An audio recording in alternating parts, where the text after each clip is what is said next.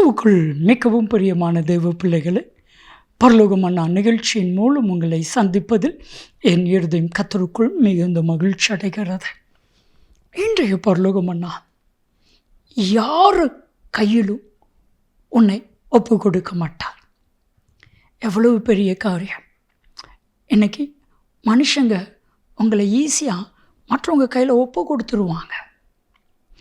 ஆனால் ஆண்டவர் ஒவ்வொரு நாளும் யாருடைய கையிலையும் உங்களையோ உங்கள் குடும்பத்தையோ உங்கள் பிள்ளைகளையோ ஒப்பு கொடுக்க மாட்டான்.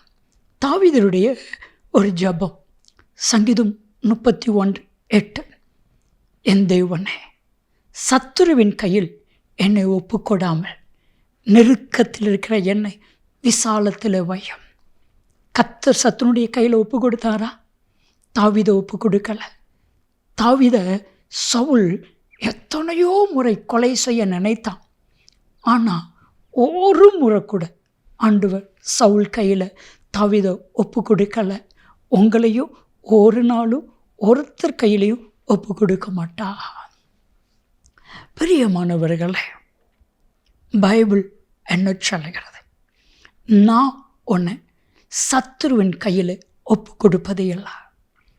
நான் உன்னை மனுஷங்களுடைய கையில் ஒப்பு கொடுப்பது இல்லை. ஒரு நாளும் ஒரு சூழ்நிலை. ஆதியாகமம் 31 29 வாஸ்து பாருங்க. யாக்கோப்பு லாபானை விட்டு தன்னுடைய சொந்த தேசத்துக்கு மனைவி பிள்ளைகளை கூட்டி கொண்டு செல்கிறான். லாபானுக்கு கோபம், மூர்க்க கோபம், கொலை வெறி. யாக்கோப்பை கொல்லணும் அப்படின்னு லாபானும் அவனுடைய பிள்ளைகளும் ஒரு பெரிய சேனையுமே கடந்து வராங்க. ஆனால் தேவனாகிய கர்த்தர் யாக்கோப்பை லாபானுடைய கையில் ஒப்பு கொடுத்தாரா? ஒப்பு கொடுக்கல.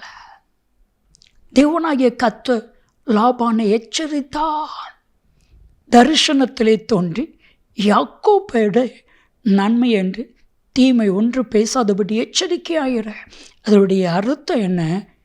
யாக்கோப்பை லாபானுடைய கையில் கர்த்தர் ஒப்பு கொடுக்கலை.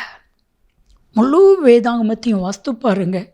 யாரெல்லாம் தேவனுடைய பிள்ளைகளாக தேவனுடைய ஜனங்களாக இருக்கிறாங்களோ அவங்கள ஒரு நாளும் யாருடைய கையிலையும் ஒப்பு கொடுக்கலை. சத்துருடைய கையில் ஒப்பு கொடுக்கலை. சப்போஸ் கர்த்தர் ஒப்பு கொடுத்தாருன்னா அவங்களுடைய பாவம், அவங்களுடைய அறியாமை, அவங்களுடைய தவறுதினால் சிம்சோனை கர்த்தர் தெலீலாள்கிட்ட ஒப்பு கொடுத்துட்டார். அதுக்கு காரணம் தேவன் அல்ல, சிம்சோன் அந்த பாவத்தில் விழுந்து கடந்தான். பலமுறை கர்த்தர் பேசினான். ஆகையால் ஒப்பு கொடுத்துட்டார். என் அன்பு தேவ பிள்ளைகளை, கர்த்தர் மட்டும் சத்துருடைய கையில் ஒப்பு கொடுத்தான் என்ன ஆகும் தெரியுமா? நம்ம வாழ்க்கையே நாசமாகிவிடும். அதற்கு காரணம் சிம்சோன். ஆனால் ஜெபிக்கிற மொர்தெகாயை ஆமானுடைய கையில் ஒப்பு கொடுத்தாரா?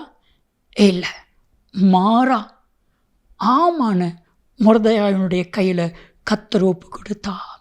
எஸ்தர் 7:10, ஆமானு மொர்தெகாய்க்காக ஆயத்தம் பண்ண அதே தூக்கு மரத்தில் ஆமானையே தூக்கி போட்டார்கள். கர்த்தர் ஆமான மொர்தெகாயை கையில் ஒப்பு கொடுத்தா.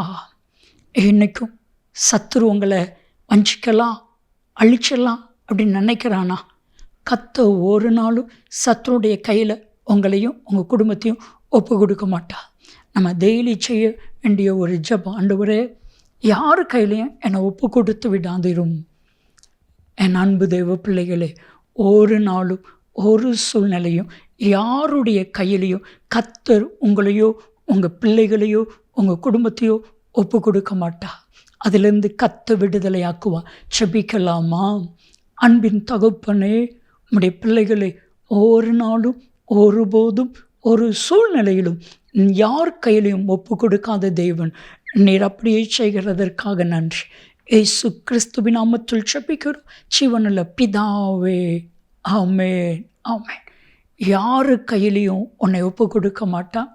நன்மையும் கிருபையும் ஆசீர்வாதங்களும் நிச்சயமாய் உங்களை தொடரும்.